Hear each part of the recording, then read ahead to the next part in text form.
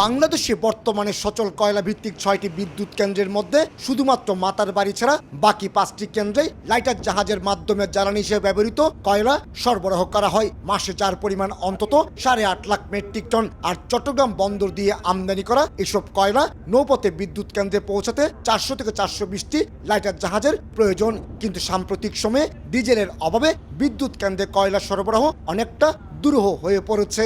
কয়লা যখন পরিবহনে ব্যাহত হবে তখন বিদ্যুৎ উৎপাদনও কিন্তু ব্যাহত হবে। তো বিদ্যুৎ উৎপাদন যখন ব্যাহত হবে তখন অটোমেটিকলি লোডশেডিং একটা আমরা পড়ব বলে আমার মনে হচ্ছে। মূলত বিশাল আয়তনের কারণে যেসব জাহাজ বন্দরের প্রধান জেটিতে বার্থিংয়ের সুযোগ থাকে না, সেসব মাদার ভেসেল বন্দরের নৌসীমা অর্থাৎ মহেশখালী এবং কুতুবদিয়ায় অবস্থান নিয়ে লাইটার জাহাজে পণ্য খালাস করে।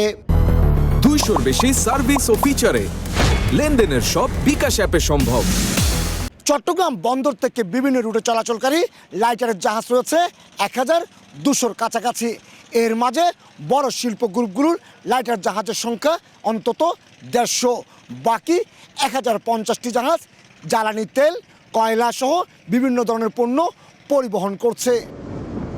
বাংলাদেশের পুরো নৌপথে শুধুমাত্র চট্টগ্রাম, ঢাকা এবং মোংলাই ফ্লোটিং জেটির মাধ্যমে লাইটারের জাহাজে জ্বালানি সরবরাহ করা হয়। এর মধ্যে প্রতিদিনই অন্তত 3 থেকে 4 লাখ লিটার জ্বালানি প্রয়োজন। কিন্তু ডিলারদের কাছ থেকে প্রয়োজনীয় জ্বালানি না পেয়ে সরকারের বিভিন্ন দপ্তরে চিঠিও দেওয়া হয়েছে। প্রতিদিন এভাবে অন্তত 100 লাইটার জাহাজ পণ্য নিয়ে বিভিন্ন গন্তব্যে চলাচল করে।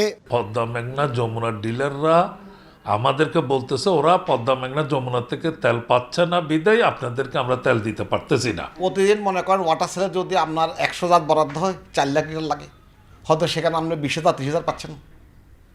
তো সেটা দিয়ে লোড করে আসে বসে থেকে 3 দিন 4 দিন। জ্বালানি সংকটের কারণে লাইটার জাহাজগুলো বহির্নোঙরে অবস্থানরত মাদার ভেসেলের কাছে পৌঁছাতে না পারলে পণ্য লোড আনলোডে ধীরগতির আশঙ্কা করছে বন্দর কর্তৃপক্ষ।